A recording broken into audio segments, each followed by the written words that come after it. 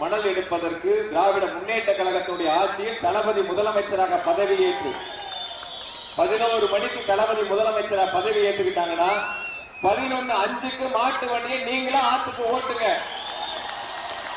எந்த அதிகாரியும் தடுக்க மாட்டான்.